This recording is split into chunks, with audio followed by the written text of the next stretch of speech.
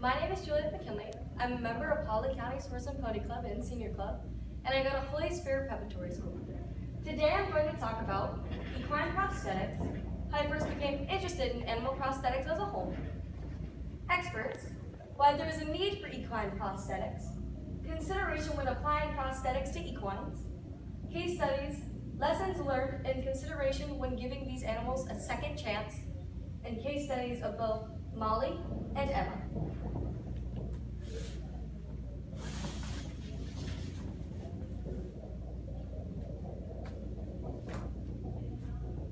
I first became interested in animal prosthetics when I had seen the movie Dolphin Tale, which a lot of you are familiar with.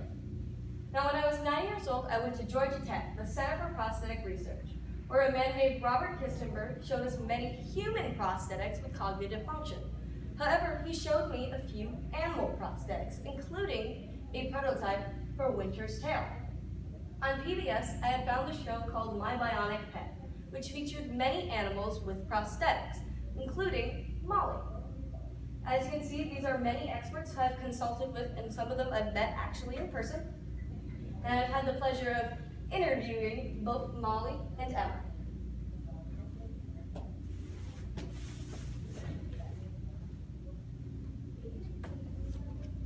There are only 39 facilities throughout the entire world that are dedicated to animal prosthetics, and a lot of times when an animal needs a prosthetic, a human prosthetist will step in to do the task.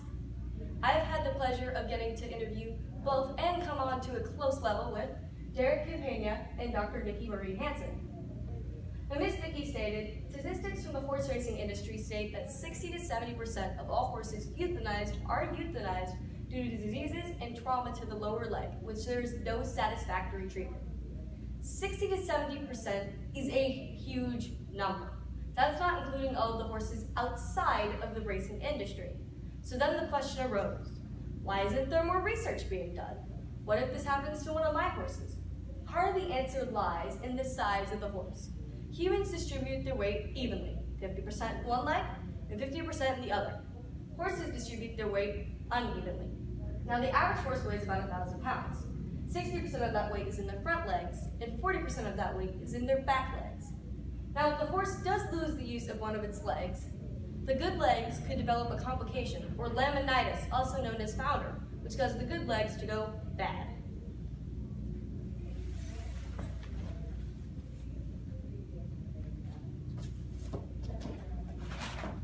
I have had the pleasure of getting to know Dr. Ted Vallejos of Rocky Mountain Equine Hospital. Now, he dispelled the belief that size and weight is the greatest factor when applying a prosthetic to the horse by placing pins above the area of amputation, which immediately allowed weight to be placed on it, also allowing time for the residual limb or stump to heal. Now, in here would be the pins and cast, and next to it is the prosthetic. Now, most prosthetics are made by the leading company, Hanger Prosthetics. Now, the average cost for a prosthetic is $4,000 to $5,000. Now, the average cost for surgery, 2 months of rehabilitation and treatment, is a whopping $12,000. Pretty hefty. Now, one of Dr. Ted Vallejos' patients, and one of my favorite ones of his patients, was Bella, a burro foal who was left out into 15-degree Minnesota. She had developed frostbite in one of her hind legs. So they picked her up, drove her all the way to Wyoming. As you can see, here is the surgery, and she lives happily with her pretty pink prosthetic. However, one of Dr. Ted Vallejos' favorite sayings is a horse has to be a horse. And if you go on the Rocky Mountain Equine Hospital website, you'll see horses with prosthetics not only walking, trotting, cantering, but some even galloping, because they've been given a second chance to almost live a normal life.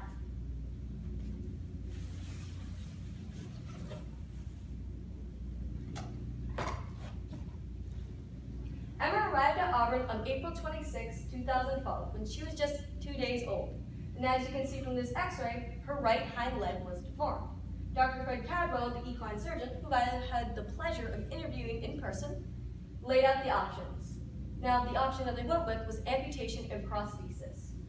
As you can see, the surgery was a complete success. Here was a cast with almost a prototype prosthetic. Now, the important thing was that since she was born, she never had the use of all 4 of her legs. So she immediately took to the prosthetic. And here was her first prosthetic made by Billy Fletcher from Hanger Prosthetics. I had the pleasure of sitting down and actually talking to Taylor Jones, also a hanger prosthetist, who made one of her more recent legs. And I've also had the amazing pleasure of meeting and becoming on a close level with Dr. Brenda Beal, her owner, who's taken very well care of her.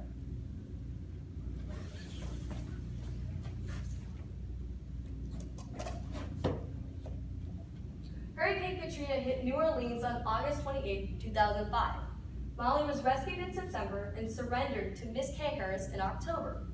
Sadly, tragedy struck.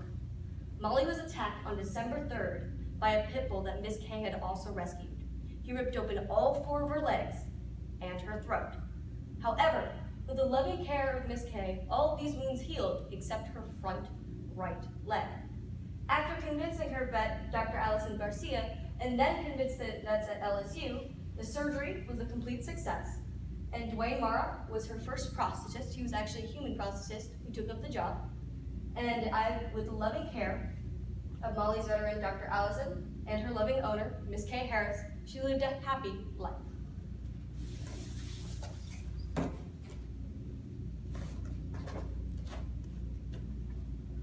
Lessons learned. With Emma, we've learned that it's critical and very crucial to keep the residual limb, also known as the stump, to keep it clean, dry, healthy, and weight-bearing. Now, one thing was that Emma was a very active donkey. She nearly kicked me.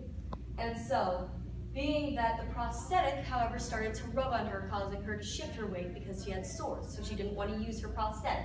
So her support for them developed arthritis. And Dr. Brenda Beal, who is a vet and a farrier, tried to fix this with custom shoeing. After that, seeing that she continued in this action, she had luxation in her proximal interphalangeal joint. And eventually, after they put a cast around it, she would not stay still and fractured her pastern. Sadly, Emma was euthanized on June 24, 2016.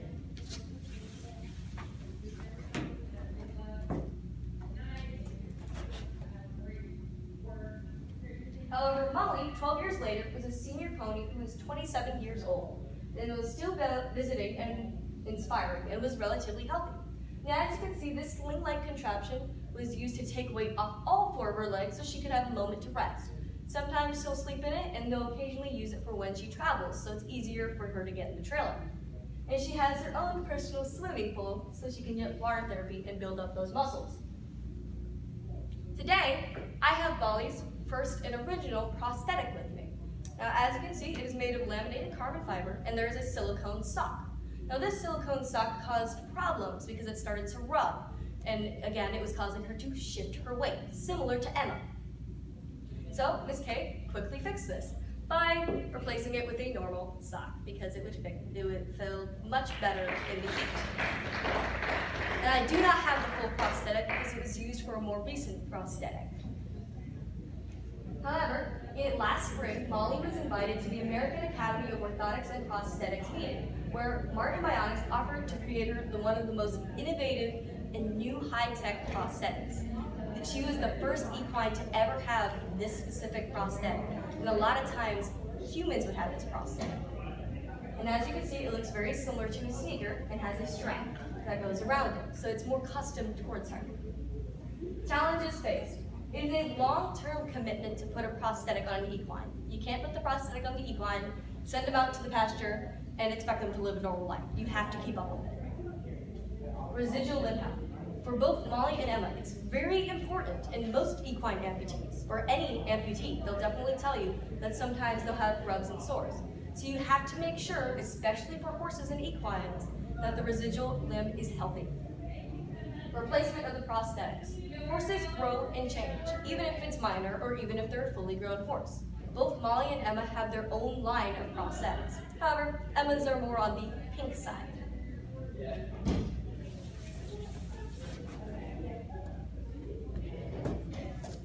Now the big question arose, was it worth it? After talking to both Dr. Brenda Beal and Dr. Codwell, who are extremely close to Emma, and after meeting Emma and seeing how energetic it was, how energetic she was, and how much life was in this animal, I think it was worth it to give her that second chance at birth. Everyone on this presentation, and past that everyone who is Molly has touched, would agree that it was worth it. She inspires the able and the disabled. This little boy could not communicate since birth, but after meeting Molly and being inspired by her, he's wanted to talk. She's an inspiration to veterans and has been inside children's schools. She's a very good pony and has been an inspiration to her fellow amputees. Now, as you can see on the bottom of her prosthetic, this was the stump I was referring to on the bottom, it has a smiley face, so wherever she goes, she leaves a trail of smiles, and I have her famous signature. However, sadly, 2 weeks ago, I received a phone call from Miss K herself, saying that Molly was fading and had to be euthanized. However, it wasn't because of her prosthetic, and it wasn't because of any complications. It was simply because she was an old pony who lived a full life. Today, I am dedicating my presentation to Molly and all the future equine amputees. Thank you for watching my presentation. I hope you've enjoyed.